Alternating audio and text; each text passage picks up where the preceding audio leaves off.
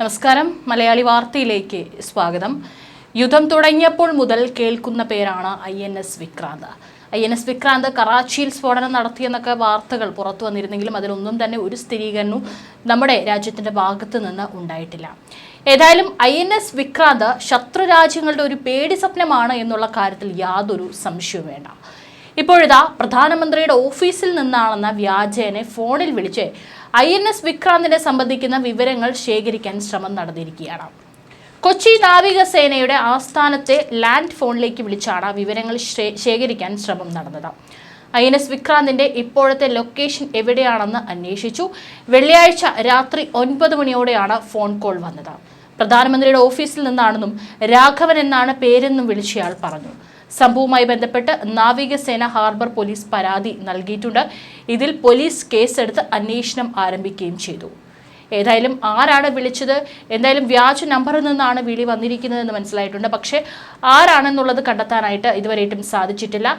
ഈ ഒരു ഭീകരാക്രമണ പശ്ചാത്തലത്തിൽ തന്നെ വന്നിട്ടുള്ള ഇത്തരത്തിലൊരു വ്യാജ കോളിനെ കുറിച്ചിട്ട് കൃത്യമായി തന്നെ പോലീസ് അന്വേഷണം നടത്തുന്നുണ്ട്. 20,000 കോടി രൂപ ചെലവിൽ ഇന്ത്യയുടെ സമുദ്ര ചരിത്രത്തിൽ ഇതുവരെ നിർമ്മിച്ചതിൽ വെച്ച് ഏറ്റവും വലിയ കപ്പലാണ് INS വിക്രാന്ത്. ഇന്ത്യൻ നാവികസേനയുടെ ഇൻ ഹൗസ് ഓർഗനൈസേഷനായ വാർഷിപ്പ് ഡിസൈൻ ബ്യൂറോ രൂപകൽപ്പന ചെയ്തതും പൊതുമേഖലാ സ്ഥാപനമായ കൊച്ചിൻ ഷിപ്പ്യാർഡ് ലിമിറ്റഡ് നിർമ്മിച്ചതുമാണ് INS വിക്രാന്ത്. പാകിസ്ഥാന്റെ നാവിക ശക്തി ദുർബലമായതിനാൽ തന്നെ സംഘർഷം അധികരിക്കുന്ന സാഹചര്യത്തിൽ ശക്തമായ പ്രതിരോധമായും തന്ത്രപരമായ ഗെയിം ചേഞ്ചറായി നിലകൊള്ളുകയാണ് INS വിക്രാന്ത്. 2022 കമ്മീഷൻ ചെയ്ത INS വിക്രാന്ത് വെറും ഒരു യുദ്ധക്കപ്പലല്ല. തീരുമാനങ്ങൾ എടുക്കാനും ആക്രമണം അഴിച്ചുവിടാനും ശേഷിയുള്ള കടലിലെ ഒരു സ്വയം പര്യാപ്തമായ കോട്ട തന്നെയാണെന്ന് പറയാം. രാത്രിയും പകലും വിമാനങ്ങൾ ഇറങ്ങുന്ന സുസജ്ജമായ ആയുധത്താവളമായ വിക്രാന്ത് എന്ന ഇന്ത്യയുടെ തദ്ദേശീയ വിമാനവാഹിനി സമുദ്രത്തിൽ ശത്രു രാജ്യങ്ങൾക്ക് പേടി സ്വപ്നമാണ്. ഒരു ചെറുനഗരത്തിന് വേണ്ടതിലും അധികം സൗകര്യങ്ങളുള്ള 14 നിലകളുള്ള ഒരു കൂറ്റൻ കെട്ടിട സമുച്ചയം പോലെയാണ് INS വിക്രാന്ത്. സംഘർഷ സമയത്ത് എതിരാളികൾക്ക് വൻ നാശനഷ്ടം വരുത്താൻ ശേഷിയുള്ള ഭീകരമായ യുദ്ധമേഖലയായി ഇത് മാറും.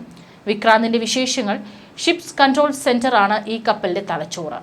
കപ്പലിനെ കടലിലൂടെ സുഗമമായി മുന്നോട്ട് നയിക്കുന്നത് ഫോർവേഡ് ത്രോട്ടിൽ കൺട്രോൾ റൂം എന്നറിയപ്പെടുന്ന ഭാഗമാണ്.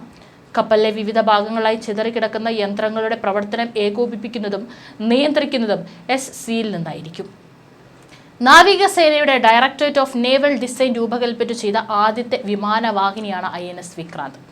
രാജ്യത്ത് നിർമ്മിക്കപ്പെട്ടതിൽ ഏറ്റവും വലിയ കപ്പൽ, കൊച്ചിൻ ഷിപ്പ്യാർഡിൽ നിർമ്മിച്ച ആദ്യത്തെ പടക്കപ്പൽ, 3D മോഡലിംഗ് സംവിധാനം ഉപയോഗിച്ച് രൂപകൽപ്പന ചെയ്ത രാജ്യത്തെ ആദ്യ വിമാനവാഹിനി എന്നിങ്ങനെ നിരവധി വിശേഷണങ്ങൾ ഇതിനുണ്ട്. 15 ഡെക്കുകൾ, 3 റൺവേകൾ, നാവികർക്ക് താമസിക്കാൻ 2300 കമ്പാർട്ട്മെന്റുകൾ എന്നിവ ഉൾക്കൊള്ളുന്ന വിക്രാന്ത് കടലിൽ ഒഴുകുന്ന ഒരു ചെറുനഗരം എന്ന വിശേഷണത്തെ അന്വർത്ഥമാക്കുന്നു. 262 മീറ്റർ നീളവും 62 മീറ്റർ വീതിയുമുള്ള ഈ ഭീമാകാരമായ വിമാനവാഹിനി കപ്പലിന് 14 ഡെക്കുകളുണ്ട്. ഇത് 14 നില കെട്ടിടത്തിന്റെ ഉയരം നൽകുന്നു. ഇതിനുള്ളിൽ ഒരു ആശുപത്രി, നീന്തൽക്കുളം, ആധുനിക അടുക്കള എന്നിവയടക്കം എല്ലാ സൗകര്യങ്ങളും ഉണ്ട്. ഇത് തുറമുഖത്തേക്ക് മടങ്ങാതെ 45 ദിവസം വരെ കടലിൽ സ്വയം സുസ്ഥിരമായ ഒരു യുദ്ധത്താവളമായി പ്രവർത്തിക്കാൻ വിക്രാന്തിനെ പ്രാപ്തമാക്കുന്നു. ഇതൊക്കെ തന്നെയാണ് ശത്രു രാജ്യങ്ങൾക്ക് ഭീതി ഉണ്ടാക്കുന്നത്. ഈ കപ്പൽ ഇന്ത്യൻ നാവികസേനയുടെ ഭാഗമായപ്പോൾ ഇതിന്റെ നിർമ്മാണത്തിന് ചുക്കാൻ പിടിച്ച കൊച്ചിൻ ഷിപ്പ്യാർഡിനും നാവികസേനയ്ക്കുമൊപ്പം എല്ലാ മലയാളികൾക്കും അതൊരു അഭിമാന നിമിഷമായിരുന്നു. തദ്ദേശീയമായ ഒരു വിമാനവാഹിനി രൂപകൽപ്പന ചെയ്യാനും നിർമ്മിക്കാനും ശേഷിയുള്ള ലോകത്തിലെ 6ാമത്തെ രാജ്യമെന്ന അഭിമാനകരമായ നേട്ടമാണ് ഇന്ത്യ ഇതിലൂടെ കൈവരിച്ചത്. ഫിക്സഡ് വിംഗ് യുദ്ധവിമാനങ്ങൾ ലാൻഡ് ചെയ്യാനും ടേക്ക് ഓഫ് ചെയ്യാനുമായി അത്യാധുനിക സ്റ്റോഭാർ സംവിധാനമാണ് വിക്രാന്തിലുള്ളത്. പറന്നിറങ്ങുന്ന വിമാനങ്ങളെ കൊളുത്തിപ്പിടിച്ചു നിർത്താനുള്ള 3 അറസ്റ്റർ വയറുകൾ ഉൾപ്പെടെയുള്ള സംവിധാനമാണിത്. കപ്പൽ നിർമ്മാണത്തിന് ആവശ്യമായ എക്സ്ട്രാ ഹൈ ടെൻസൈൽ സ്റ്റീൽ ആദ്യമായ രാജ്യത്ത് തദ്ദേശീയമായി നിർമ്മിച്ചതും ഒരു ചരിത്രമായിരുന്നു. വിക്രാന്തിന്റെ ഒരു ചെറിയ സൂപ്പർ സ്പെഷ്യാലിറ്റി ആശുപത്രി തന്നെയുണ്ട്.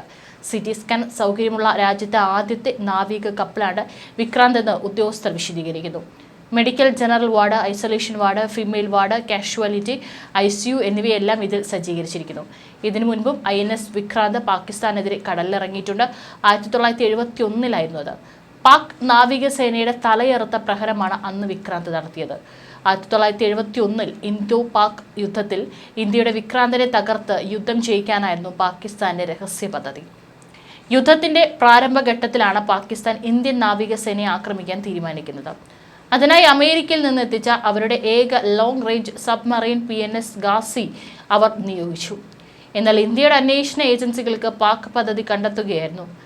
പാക് ഉന്നം വയ്ക്കുന്നത് വിക്രാന്തിനെയാണെന്ന് തിരിച്ചറിഞ്ഞു.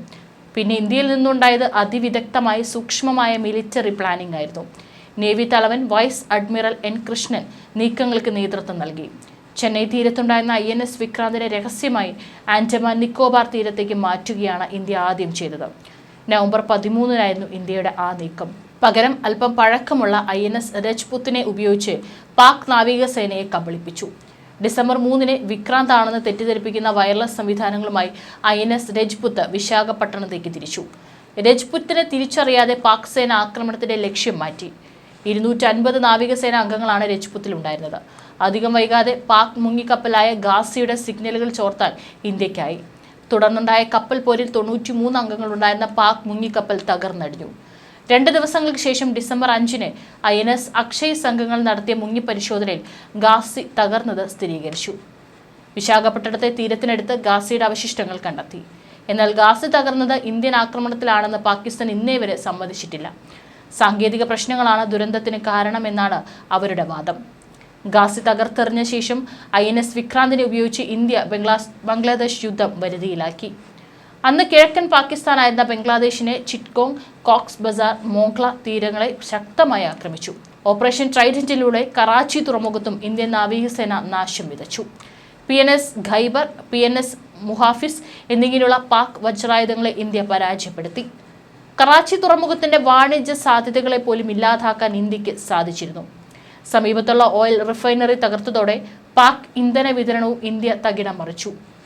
1971-ന് ശേഷം ഒരിക്കൽ പോലും ഇന്ത്യൻ നാവികസേന പാക് തുറമുഖങ്ങളെ ലക്ഷ്യം വെച്ചിട്ടില്ല. എന്നാൽ പഹൽഗാം ആക്രമണവും അതിനെ തുടർന്നുണ്ടായ പാക് പ്രകോപനവും ഇന്ത്യ INS വിക്രാന്തിനെ നിയോഗിക്കുന്നതിൽ കൊണ്ടെത്തിച്ചിരിക്കുന്നു. ഏതായാലും ഇതുവരെയായിട്ടും കഴിഞ്ഞ ദിവസം എല്ലാ മലയാള മാധ്യമങ്ങളിലടക്കം തന്നെ INS വിക്രാന്ത് കറാച്ചി തുറമുഖത്ത് ആക്രമണം നടത്തിയെന്നുള്ള വാർത്തകൾ വന്നിരുന്നു. അതിൻ്റെ ചില പഴയ ദൃശ്യങ്ങളും പുറത്തുവിട്ടിട്ടുണ്ടായിരുന്നു. പക്ഷേ അതൊന്നും തന്നെ ഇന്ത്യൻ ആർമിയോ അല്ലെങ്കിൽ അതുമായി ബന്ധപ്പെട്ടിട്ടുള്ള ഉദ്യോഗസ്ഥരൊന്നും തന്നെ സ്ഥിരീകരിച്ചിട്ടില്ല. ഇപ്പോഴും INS എവിടെയാണ് ഡോക്ക് ചെയ്തിരിക്കുന്നത് എന്നതിനെക്കുറിച്ചുള്ള കൃത്യമായ വിവരണങ്ങളൊന്നും തന്നെ പുറത്തു വന്നിട്ടില്ല. ഏതായാലും കടലിൽ തല ഉയർത്തി തന്നെയാണ് INS വിക്രാന്ത് നിലകൊള്ളുന്നത്. ഇന്ത്യയെ പാഠം പഠിപ്പിക്കാൻ വരുന്ന ശത്രു രാജ്യങ്ങൾക്ക് അവർ ഒരു കാലത്തും മറക്കാത്ത രീതിയിലുള്ള പാഠമായിരിക്കും തിരിച്ച് INS വിക്രാന്ത് നൽകുക എന്നുള്ള കാര്യത്തിൽ യാതൊരു സംശയവും വേണ്ട. തദ്ദേശീയമായി INS വിക്രാന്ത് മാത്രമല്ല, ഒരുപാട് ആയുധങ്ങളും പ്രതിരോധ സംവിധാനങ്ങളൊക്കെ തന്നെയാണ് ഇന്ത്യ നിർമ്മിച്ചുകൊണ്ടിരിക്കുന്നത്. ഇതൊക്കെ തന്നെ ശത്രു രാജ്യങ്ങൾക്കുള്ള ഒരു വലിയ പാഠമായിരിക്കും എന്നുള്ള കാര്യത്തിൽ യാതൊരു സംശയവും വേണ്ട.